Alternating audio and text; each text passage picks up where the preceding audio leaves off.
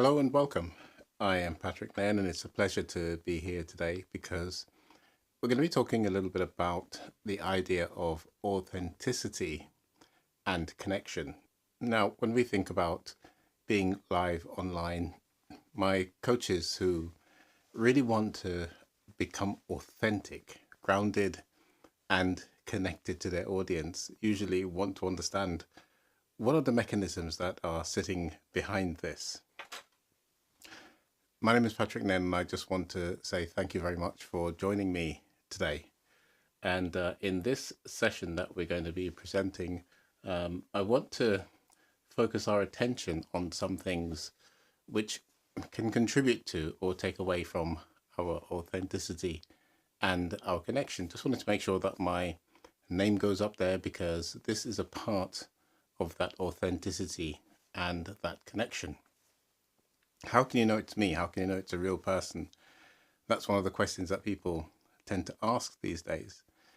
We have a proliferation of AI, and whilst AI can be really great for marketing and for getting things done quickly and efficiently, the way that people really connect and stay connected and grounded, and the way that we trust authenticity hasn't really changed over the years. It's one person talking to another person, and there's that third level of connection that takes place. It's almost like another level of energy exists between those two people, and they learn how to talk to each other, to share ideas with each other, and they can even build upon those ideas because it's that inter-person energy that takes place where, as people say, you're vibing or you're connecting. All of these words, that's really where they come from.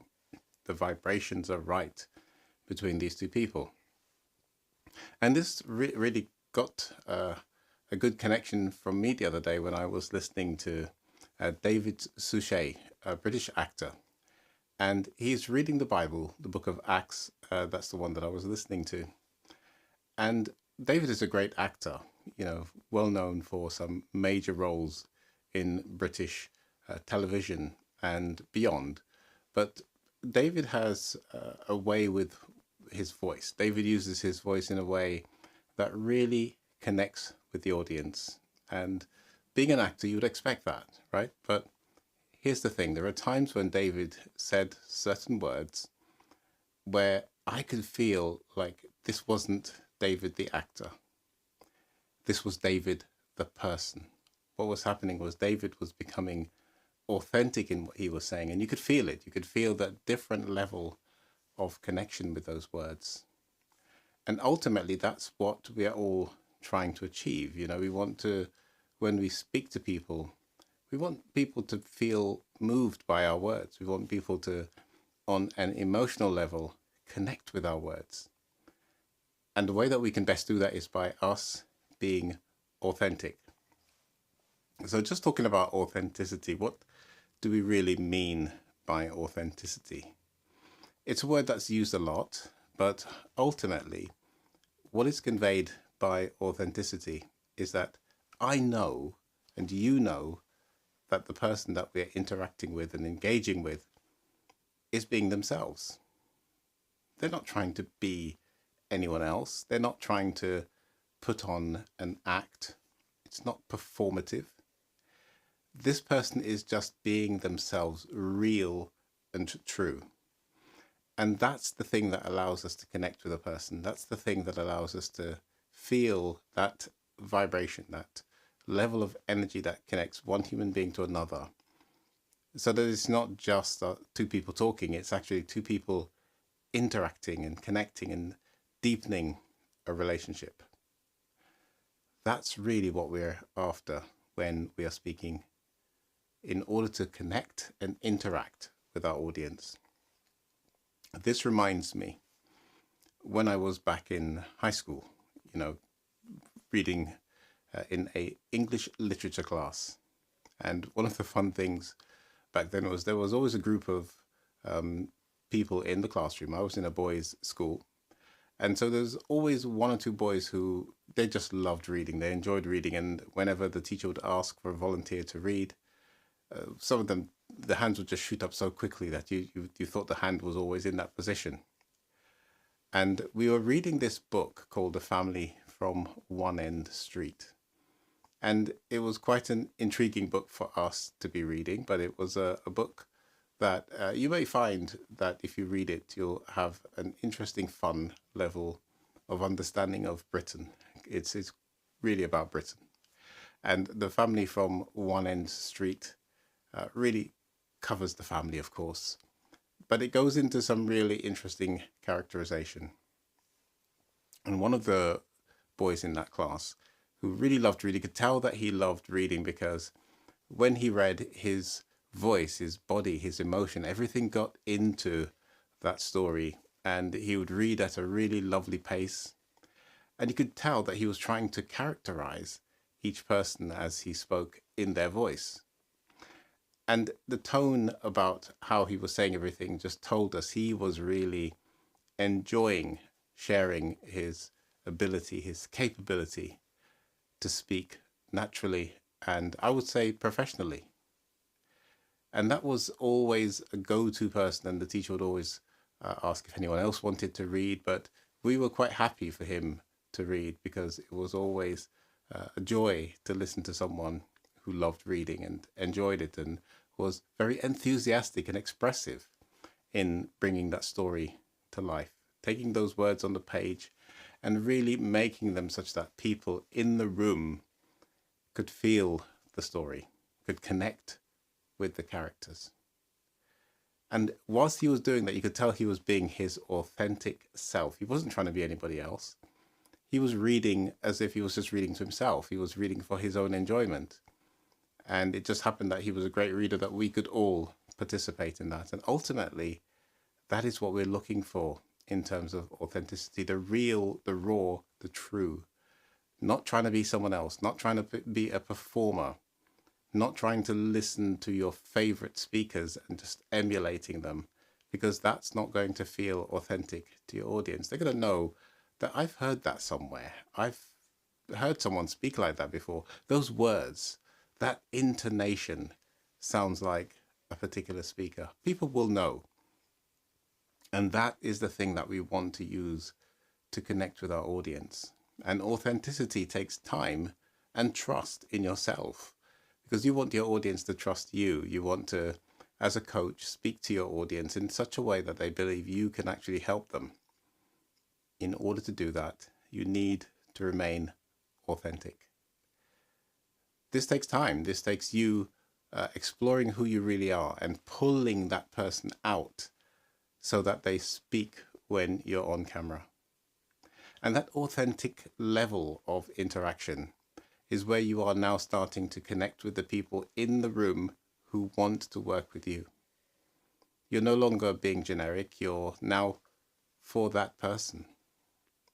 The people who are listening to you listen to you because of you. They're not listening to you because you're polished. They're listening to you because you have these vibrating waves. And we talk about physics and we talk about energy, all this sort of stuff. But there are ways in which we connect with other human beings. And whatever we want to call that energy that happens between us, that is only going to happen when you are at your level of authenticity. Now, this happens in movies. Yes, it does, because these are professional actors who have learned to understand something about storytelling. They understand that if they can represent a version of that character and they really go deeply into that version of the character.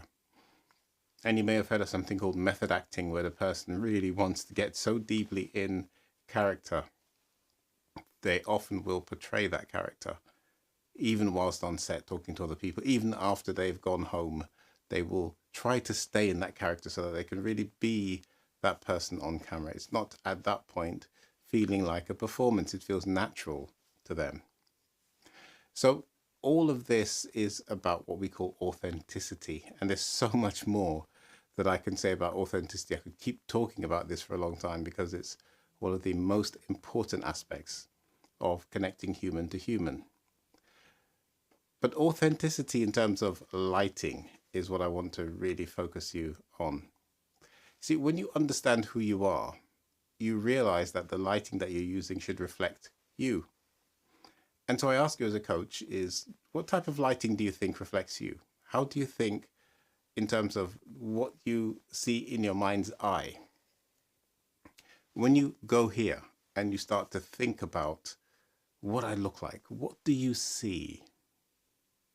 How do you look? What type of lighting is it? Soft lighting? Is it lighting that is set to beautify filter? Is it lighting that's set to, I want to be seen the way that if someone saw me on the main street walking, the main avenue walking, and I'm just having a normal day, this is exactly how they would see me. I want to be real. Or do you want sort of a much harder lighting because you're trying to create a specific effect for your storytelling when you're speaking to your audience? All of this should align with who you are at the core. Who are you? And so your lighting is really a reflection of you. And so the people that I love to help and work with are coaches who like the kind of lighting that I create. Now, I could create almost any other kind of lighting that is out there. Once you've been doing lighting for as many years as I've been doing it, you can look at a person's lighting in a photograph and you can recreate that. You don't have to know every single thing that they did. But if you understand lighting, you can, as we say, reverse engineer it. It's actually quite easy to do. But this only applies to when someone hasn't severely retouched an image, because once they've severely retouched it, it's very difficult to work some of those lighting aspects out, because they've now been sort of blended, if you will, into a person's techniques. But what I really would love for you to understand is, who are you at the core? What do you stand for? What are your values? What do you believe in? And how can you get to understanding what that is and pulling that out on camera? Well, a big part of that is really what you think. You know, there's a statement that comes about, which is that we are what we think about most of the time. And this is a statement that Earl Nightingale says a lot in his program, Lead the Field. He talks about how over the course of history, the intellectuals, the people who have done really well in life, the people who are prominent, socialists in terms of their thinking, psychologists in terms of their analysis of human beings, people who have occupied spaces of leadership, people who have been great educators, have agreed with the concept that we are what we think. We become what we think. So I just wanted to throw that in there because going back to the idea of like sociologists looking at us as people and trying to map why do people sort of live the way that they live, you know, the understanding of how we do some of the things we do. So mapping the sociology with the psychology, understanding human behavior. Well, once we start to pull these things together, we start to realize that there is something going on upstairs here, which is controlling what happens outside. And we tend to talk about that as being the subconscious mind. And so what we really need to work on is what's going on in the automatic, what's going on in that part of us that just acts without us needing to intervene.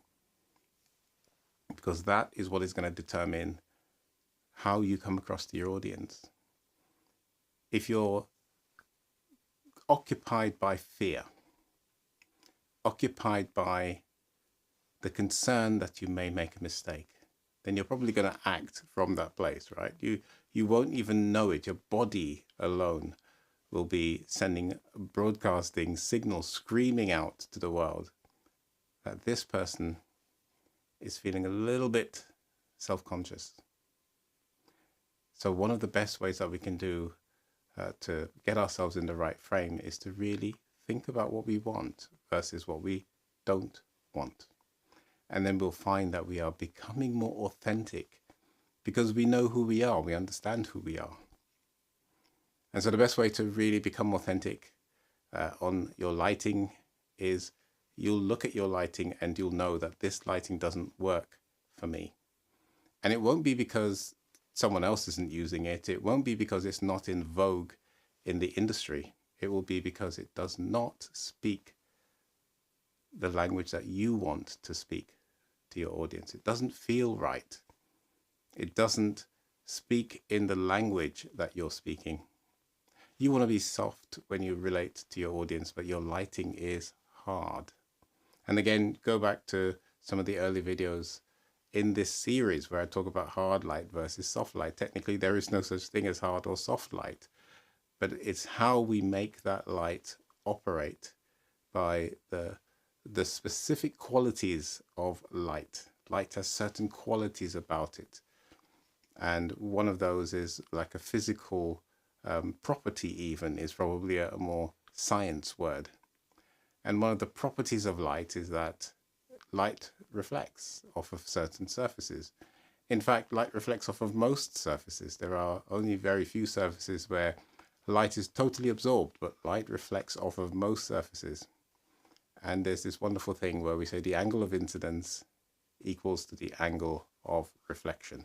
These are some of the physical properties of light.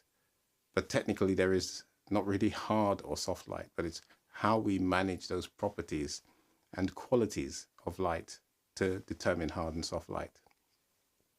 So let's get on to connection really, really quickly, because connection is really about, again, understanding what is inviting about your light. What do other people feel about your light? How do they see it? Do they compliment you and say, I love that lighting? I get a lot of compliments from my coaches and people who work with me. Say they just love the way I'm lit. They love it. They enjoy it. They welcome seeing me because of the lighting, and they tell me. This is not something that I have to infer. They actually tell me. And I'm really pleased to be in a position to know that, because I've worked really hard over the years to create this lighting. And it's always a pleasure when someone acknowledges it and says, Patrick, I really, really love the way that you're lit when you come on camera. I love it. So let's contrast this inviting, welcoming versus something like, going into an escape room. If you have ever done an experience of an escape room, you'll understand that the lighting may not be about this warm and enticing look, but a little bit more foreboding to let you know what's coming up. And I think back to a period of time, for those of you who may well know Star Trek. I happened to watch it a lot as a child. I thought it was the first time it was on television, only to realize it had been on television many years before. But Star Trek, the original series, as it's now referred to, I want to encourage you to look at a few of the series, and you'll see specifically that they use the technique with certain, mainly the female characters, when they wanted to show connection between characters on screen. They would bring a female character on and they would change the lighting for that character. They would actually put a particular light, a soft light, just around the face, so that we can see that there's a immediate difference. Yes, they would play some music as well, but there was an immediate noticeable difference. And go back and have a look. I encourage you. And you'll see that that was done intentionally to really set that character apart, and also to anchor into that moment that something has just happened. And it's possible for the actors to say it. Yes, of course they can say how they feel and what's going on. But as the audience looking on, we're meant to read that through the lighting. And this is one of the best examples that I can give you of how that lighting is used. And it's contrasted against that rigid military structure that happens within Star Trek. They're on a ship and they're operating like a military team. Technically, they're explorers, but they seem to, in all aspects, operate like a navy. And so there's a captain, there's second in command, and there's everyone having these different roles. And at the very bottom, there's the ensign, and this comes up all the time. So they use this military structure, but they contrast the lighting when they want to really show us that this is important. This is softer, this is different, because we want you to connect with this character differently to the way you connect to all the other characters.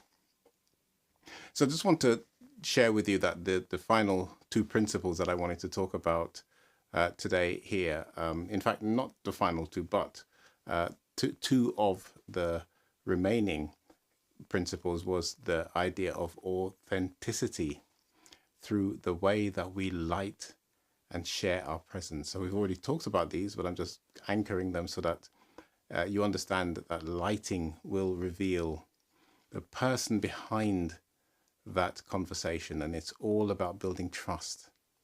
It's all about thinking of our lighting as a tool, as something that helps us to connect with our audience. And then the other part of this, really, when we start talking about the other aspects of authenticity, is that we want our lighting to really connect with our audience. We want that lighting to be a bridge between us and them. And so very often when you're doing your presentation, you want to stand out completely differently from everybody else that's on that presentation, particularly if these are other attendees to your event. You want to stand out so that you have this thing called authority. People instinctively know by the lighting who is leading this presentation. Does this person occupy the position of authority because they are both authentic and their lighting is showing that they're authentic and they're connecting with us? And you're not going to connect with everybody. Let's just be realistic about this, because the whole idea when you're making your presentation is to really attract the right people. And for the people who are not your sort of ideal client, you want them to self-select out, to say, this isn't for me. I prefer a person with a different type of lighting. And what I would encourage you to really dig deep into is look at your favorite speakers, high ticket speakers, and see how they are lit when they are live, not just on stage, but really on the digital stage, when they have a chance to light themselves the way they want to be lit. Okay, so that's what I really wanted to focus on today, and I hope that this has brought some understanding for you about these different principles about lighting that we've been discussing as we've been going on. And I hope this all starts to fall into place so that you can see that once you understand a little bit more, it begins to become simple. It begins to become easier to understand. And what I'm going to start doing over the next few days is talking to you about some of the actual tools that I use to make my life when I'm presenting simpler, easier, and they work with the way that I like to work.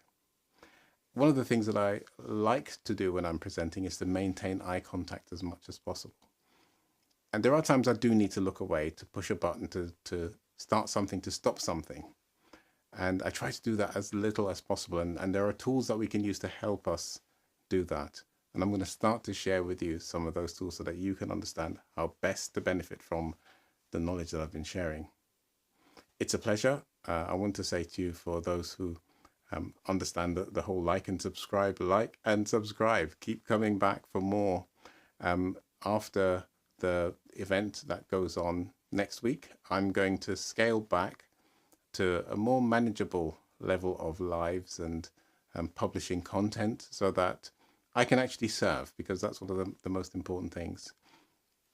So let's remember, on next week, Tuesday, which is the 19th of May, wonderful event. This is an event you don't want to miss. There's only going to be 100 people that can get into this event. We're limiting the numbers because we want to give a good experience to people. We want them to come in and gain the knowledge, but to be also able to ask questions directly of not just me, but also the guest speaker, who's going to teach you how to actually say what you need to say with the right authority. So you not only look great on screen, you not only sound great on screen, but you also know what to say in order to connect with your audience in that deep and lasting way, so that they can say yes when you offer to help them. So there's going to be a link somewhere on the page. I can't say exactly where yet, but there's going to be a link somewhere on the page, and you'll be able to opt in, or at least at the very minimum, look up to see whether it's your cup of tea or not. Thank you very much. There's so many things you could be doing, and I appreciate you coming and joining me. And as always, I leave you with peace. See you in about 24 hours' time. Bye for now.